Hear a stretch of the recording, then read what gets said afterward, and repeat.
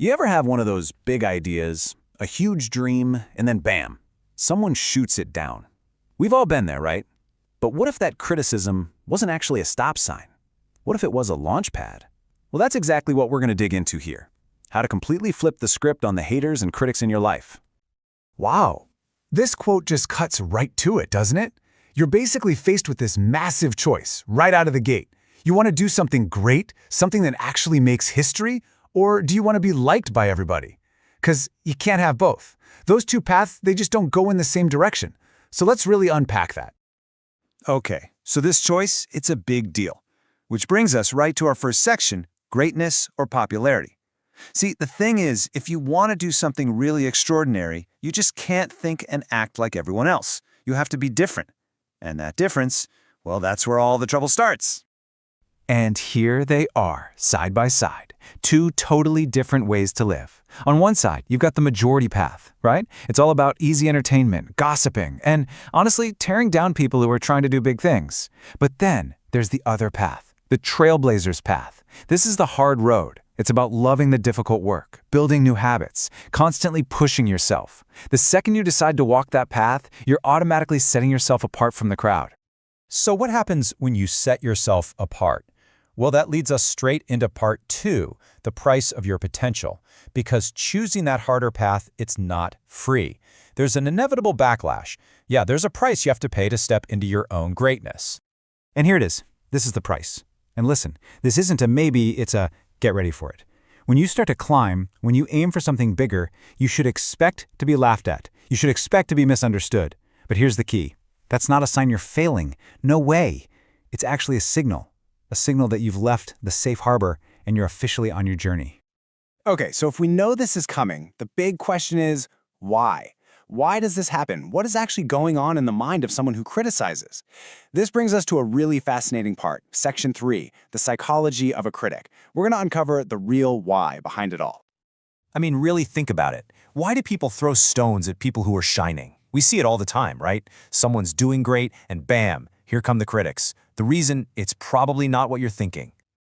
This right here, this is the secret. It's a concept called potential unexpressed. Here's how it works. When someone sees you succeeding, your success acts like a giant mirror. And that mirror isn't showing them your flaws. Oh no, it's showing them their own unused potential, their own missed opportunities. And that triggers this deep, sometimes totally unconscious feeling of shame for what they could be doing, but aren't.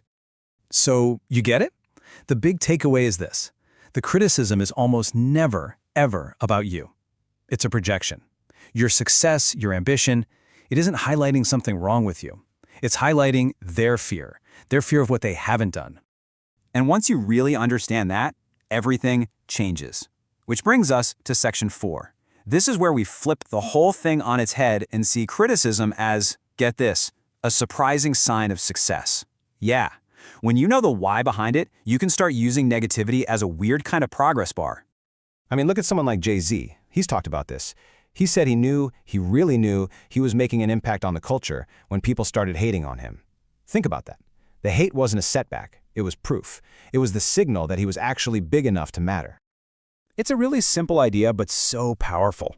Mastery breeds cynics. The better you get at something, the more people you're going to find who are cynical about it. It's like a law of nature for anyone who's ambitious. And this isn't just for rappers or artists. It's everywhere. Think about it. The best musicians, they get hate. Pioneering scientists, people doubt them. World-class athletes, critics everywhere. Groundbreaking artists, best-selling authors, visionary leaders, it doesn't matter the field. If you're at the top, you're going to have a fan club of cynics. It's just part of the deal. Okay, so we know there's a choice to make. We know there's a price to pay. And now we know the psychology behind the critics. The big question is, what are you going to do about it? And that brings us to our final, and I think most powerful section, building your monument. It all comes down to this. Let's just be real for a second. Throwing rocks is easy. Being a critic takes zero effort. No risk, no skin in the game.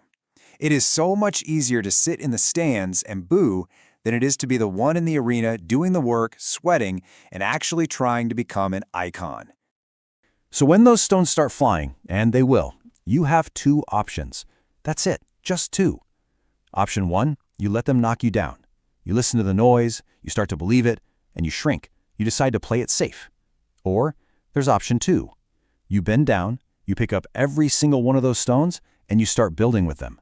You use their negativity as the foundation for a monument to your success, built from the very stuff they tried to hurt you with.